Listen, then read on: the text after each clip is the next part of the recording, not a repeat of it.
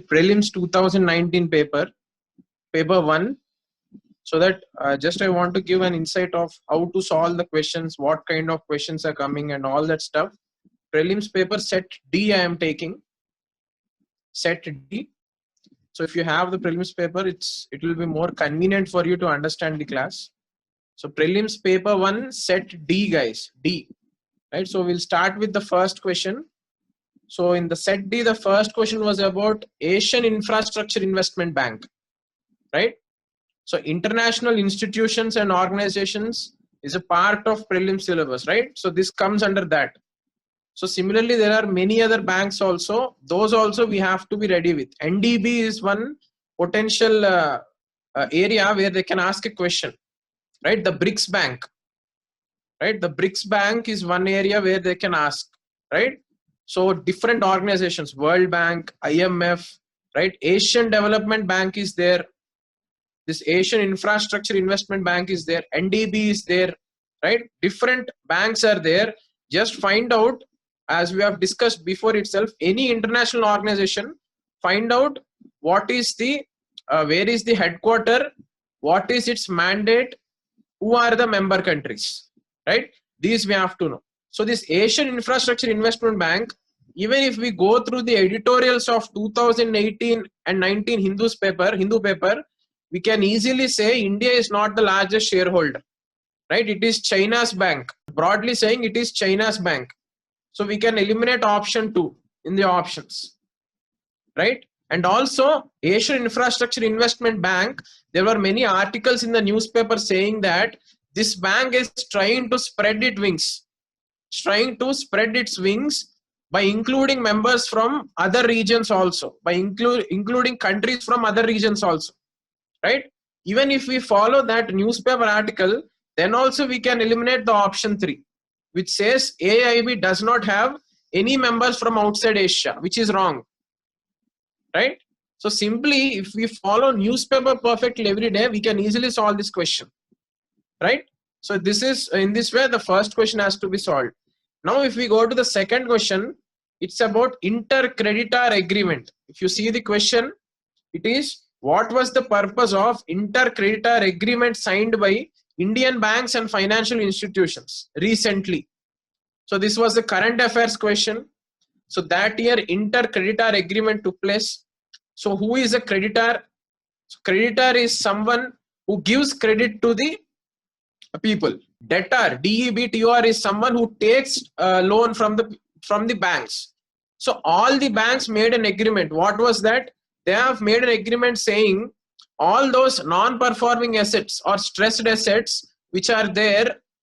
So a kind of stressed asset, many banks will be giving loans to an asset. Take an NBFC, many banks will be giving loan to a NBFC, or many banks will be giving loan to a company. Not single bank will be giving. So what happens in that case? Problem arises. What is that problem? Consensus. All the banks have to agree to a same plan. Otherwise, what will happen? There will be delay. There will be delay in getting the benefit out of the asset, right? So that's why in this inter-creditor agreement, an agreement was made between all the banks, between all the creditors. That means all those who gave loans to a particular company, all those will come to agreement, right? So simply, broadly, if we know this also, we can answer this question, right? If you see the options, there is only one option which is somewhat related to what I have spoken just now. You see the other options, one of the option is, it says to act as an independent regulator. The other one says to support infrastructure projects. The other one says to lessen government of India's budget deficit. These are all not related, right? So broadly also, if we know about a topic, we can answer the questions, right? This should be the approach. And the third question was very interesting. The third question is, chairman of public sector banks is selected by. You see the question, it is chairman of public sector banks is selected by. Here many of the students have done the mistake, because the question says selected by, not appointed by, right? The chairman of the public sector banks is selected by. It did not say appointed by. If it was appointed by, then it could have been Union Ministry of Finance, but it said selected by. So Banks Board Bureau is the body which selects the chairman of the public sector banks, right? So this Bank Board Bureau, we might wonder how come this has been asked in the prelims. This was in the news because of scams in the banks. We had a number of scams in the year 2018. There was Punjab National Bank scam, right? So bank scams were increasing. Corporate governance issues were there, because of which Banks Boards Bureau was in the news. Because corporate governance issues, where do they happen? They happen at the top level management of the banks, right? Even the Punjab National Bank also, it happened at the top level management. So chairperson level, some issues are there. So that's why Banks Board Bureau was in the news, and that's why this question came, right? So in this way, almost all the topics we can relate to current affairs and the static portions, right? The next question is about PNGRB. So this was almost a factual question, guys. Just go through it, right? This was a factual question. And the next question is also about LTE and VoLTE, SNT question. This is science and technology question, the fifth question, right? So that is also completely factual, nothing there to analyze it, right? So just go through what is LTE and what is VoLTE, then you can answer that question. And the sixth question, so we have discussed many acts, right? As a part of crash course, we have discussed many acts and legislations. Now those are important because if we see this question, it's directly about Maternity Benefits Act, right? It's directly about Maternity Benefits Act Amendment 2017. So similarly, number of acts have been amended in the recent times also. We have covered them. NHRC amendment, right? RTI amendment, NIA, National Investigation Agency Act amendment, right? All these amendments we have covered. So acts are also very important, right? So seeing this question, so from legislations, any recent amendments, that is also important for us. I have tried to cover most of the legislations we'll be covering in the near future also, right? So the next question is about ease of doing business. So that year, that particular year, rank of India has improved like anything in ease of doing business, right? It came to 77 in 2018 and it came to 63 in 2019. So that's why, so we were remembering who publishes this ease of doing business. It is World Bank, right? So in that dimension, we have studied. But the question asked about what are the parameters, right? What are the parameters based on which ease of doing business index is calculated? So it says which of the following is not a part of World Bank's ease of doing business. So we need to know all those 10 indicators or 10 parameters based on which score is calculated for ease of doing business, right? So in this detail, we need to understand. That's why all the indexes which we have covered in crash course, I was telling the subcomponents also based on what parameters. So even if we have a broad idea, what are the different parameters, we can try to answer this question, right? If we see this seventh question, ease of doing business, registering properties, dealing with construction permits, C and D. C and D options, these two parameters were in the news. They were in the papers because these two areas India is lacking. So there were many articles in the newspaper saying India has to improve in registering property and dealing with construction permits. So even if we go through those articles, then directly we will be knowing that registering property and construction permits are definitely part of ease of doing business, right? So in that way we can eliminate C and D. So we will be left with A and B, and accordingly we have to take the choice, right? So again I am saying there is no one way to solve the questions, and most of the questions we won't be knowing the direct answer. So we have to go to the answer with the entire knowledge we have, right? That should be the approach. So the next question, this was very interesting. This was covered also. We have covered it in crash course. This is about extended producer responsibility.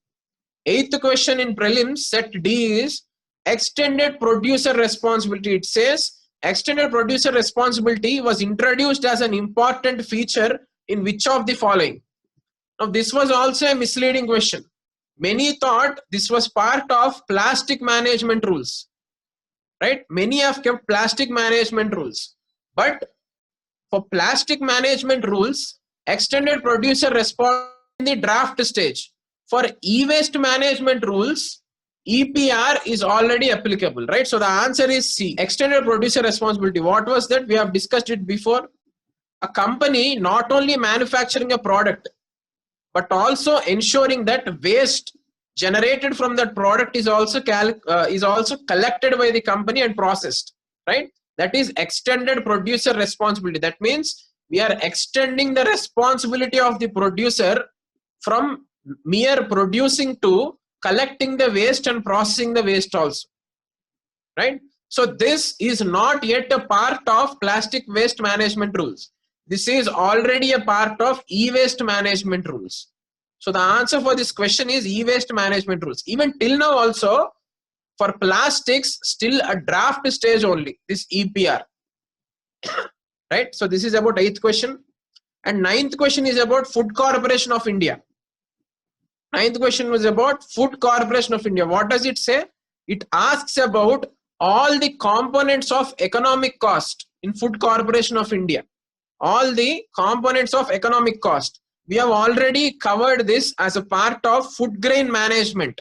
In one of the lectures, we have covered this as a part of food grain management, right? So what does Food Corporation of India do? To simply say, it buys food grains from the farmers, stores them and sells them to the states. It distributes to the states. And the states will distribute to the people through ration shops. Simply saying, this is how food grain management takes place.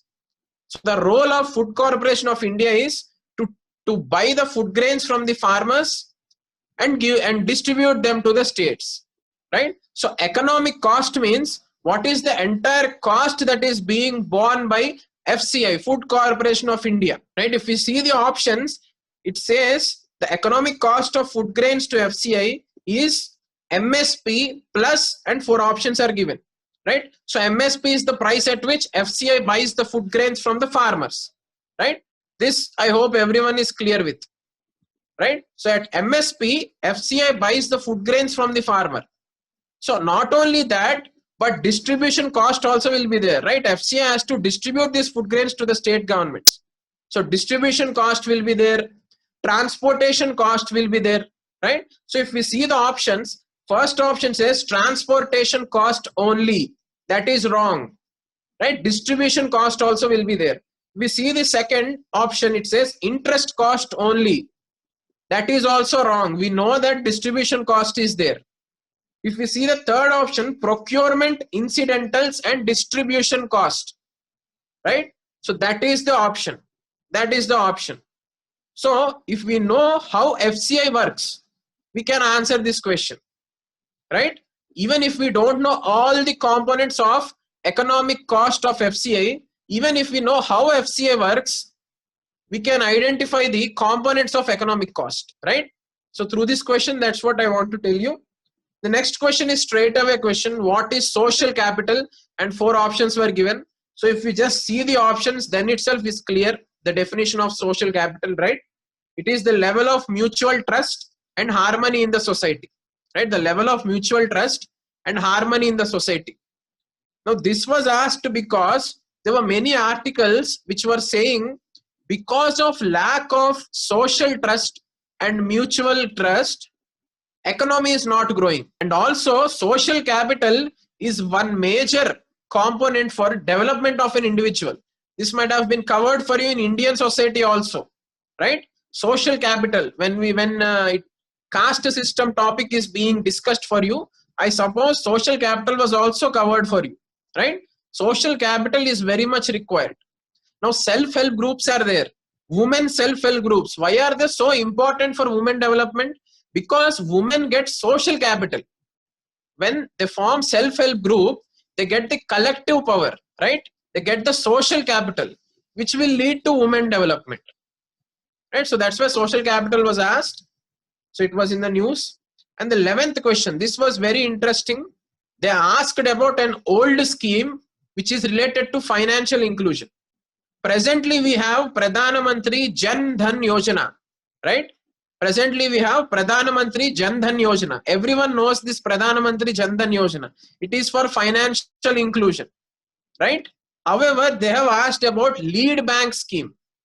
They have asked about lead bank scheme. This is a scheme which is very much older to Pradhan Mantri Jan Dhan Yojana.